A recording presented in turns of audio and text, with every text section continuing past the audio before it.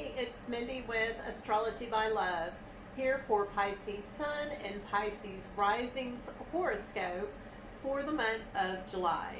So we are going from the new moon in Cancer on June 25th to the new moon in Leo on July 24th.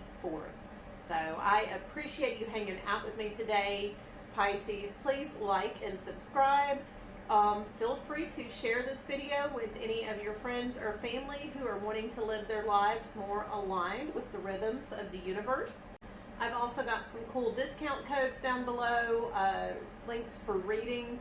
If you have a friend or family member who's about to have a birthday, a reading's an excellent gift. It's perfect for that person that has everything already.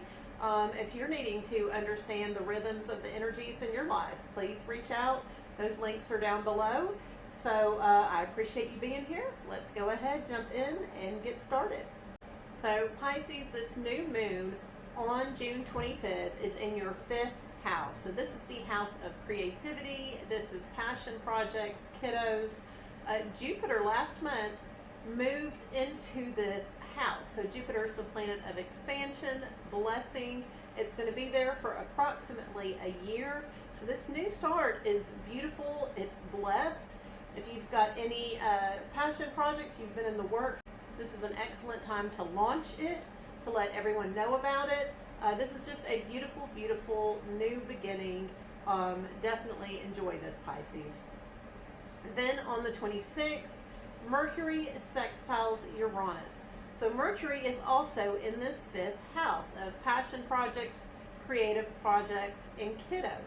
And so it is making a connection to Uranus in your 3rd house.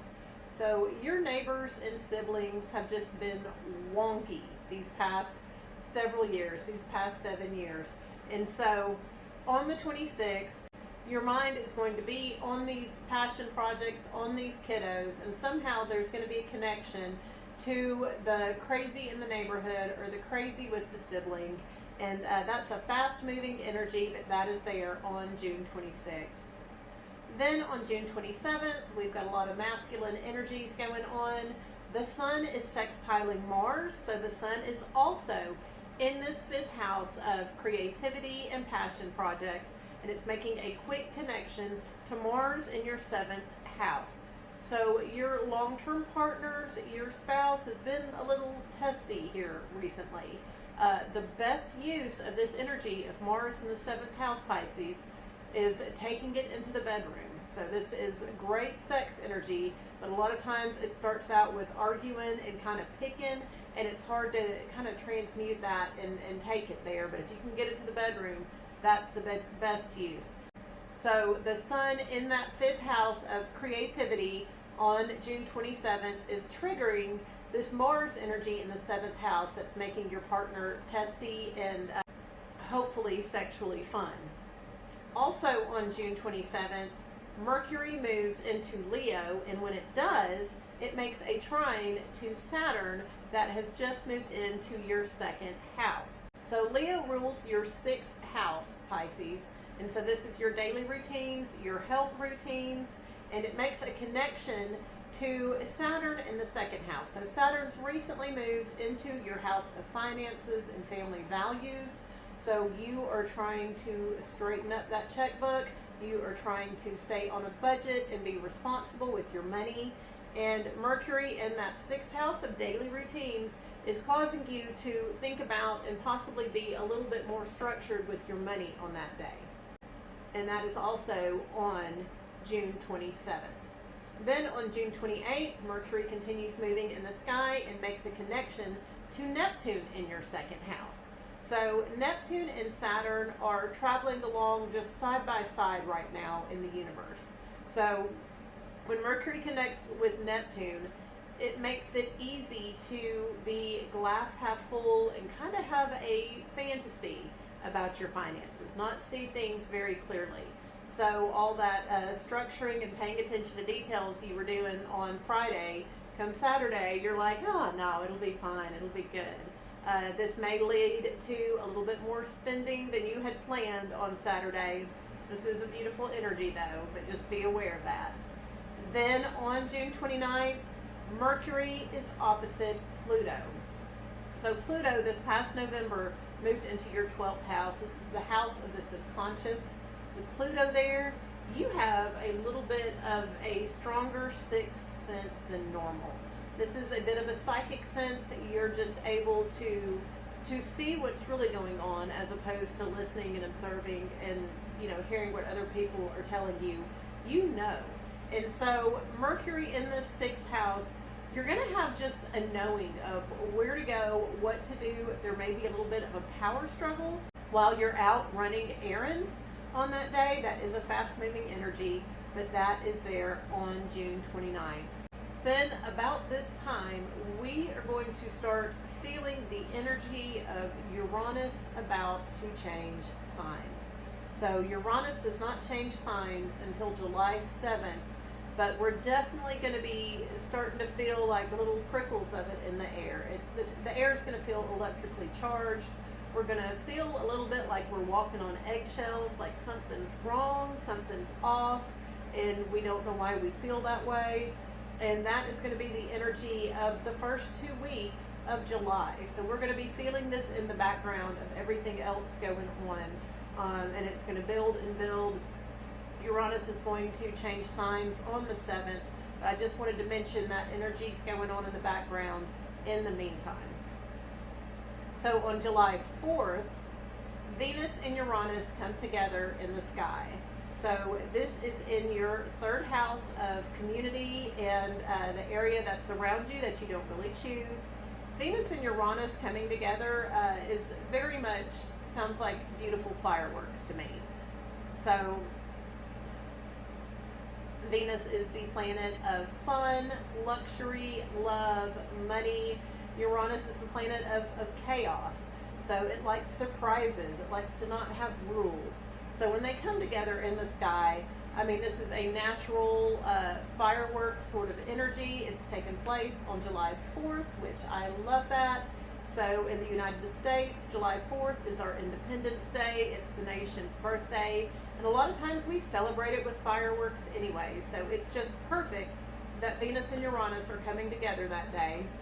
Also on July 4th, Neptune stands still in the sky. We call this stationing. It's about to change directions and go retrograde. When a planet stands still in the sky, its energy is just doubled down, like heavier. So Neptune is the planet of illusion and fantasy. So sometimes we can tap into that energy through meditating, through art, singing, music. This is beautiful energy to pray to the divine. It's also excellent drinking energy. So if you're going out celebrating July 4th, as we all should, just know the energy is there of overdoing it with alcohol, with drugs in general. And so be aware of that. That's going to be on the road. That's going to be all around us. But that is our July 4th energy this year. Then on July 5th, Venus moves into Gemini. So Gemini rules your 4th house. This is family, home, upbringing, Pisces.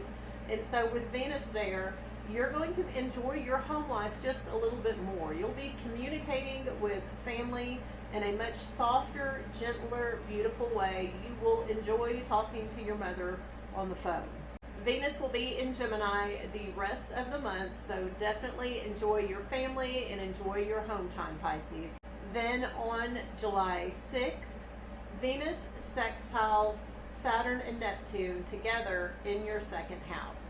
Saturn and Neptune kind of have conflicting energies. So Saturn really likes structure, it really likes rules, it likes tradition, and Neptune is just ethereal. It just wants to feel things. It just wants to imagine things.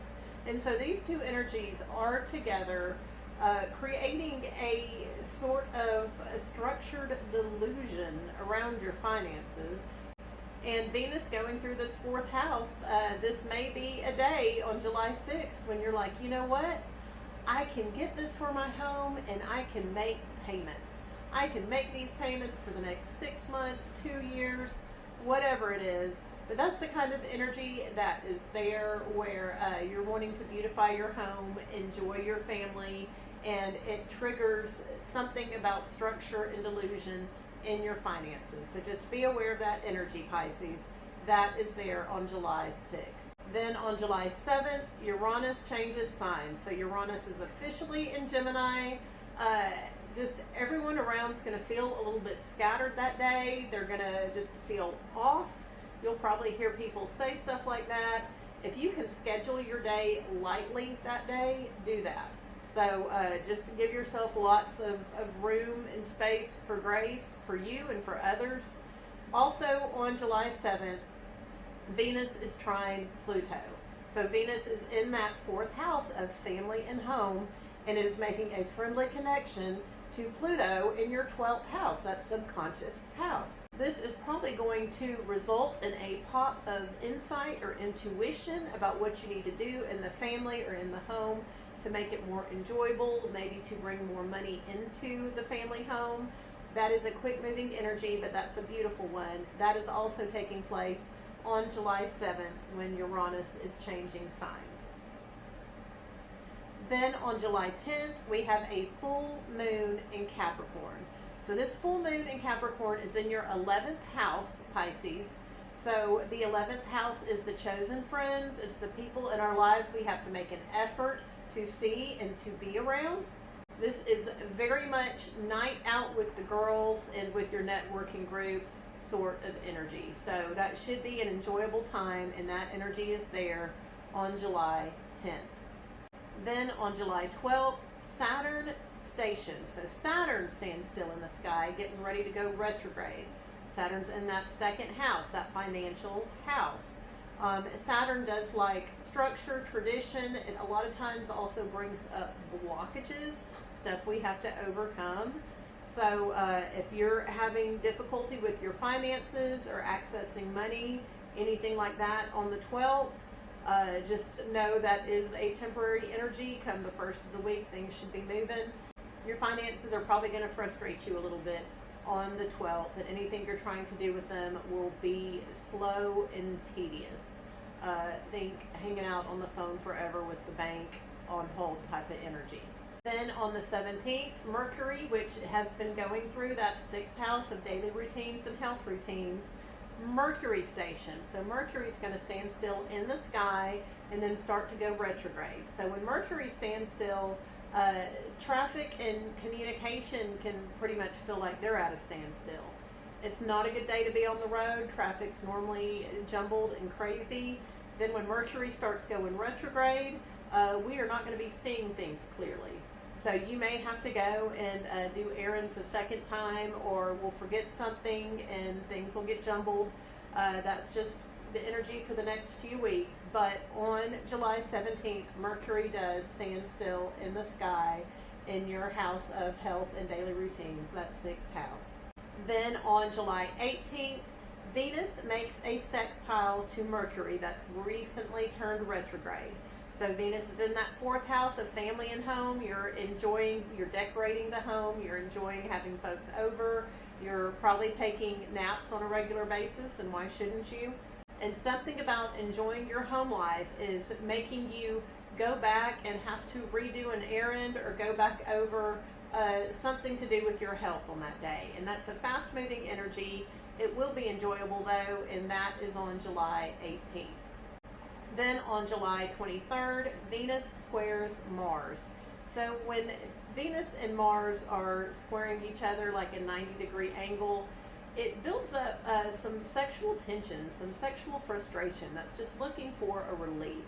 So if you are single and you meet someone on the 23rd, they may be good in the bedroom, but not for anything else. That's kind of the energy that goes on when Mars and Venus are at a 90-degree angle. So Venus is in your home life, but Mars is in that 7th house. So, if you've got someone in your life for that capacity, definitely use them for that day. That energy is naturally there in your chart, Pisces. Also on the 23rd, the Sun enters Leo. So Leo is that 6th house of daily routines and health routines. This is just part of your yearly cycle. The sun is shining its light there, and you tend to get more accomplished on your to-do list this time of the year than others. but those energies are going on July 23rd. Then on July 24th, we've got the new moon in Leo. So this new moon is maybe the start of a new workout routine. It may be the start of a new organizational system for you to run errands. Also on July 24th, the sun opposes Pluto. So this is a little bit of a power struggle energy with possibly a man or some authority figure in your daily life. It is a fast-moving energy, but they may be irritating you that day, trying to tell you what to do. Also on that day, the sun trines Saturn and Neptune, newly in that second house that have recently gone retrograde.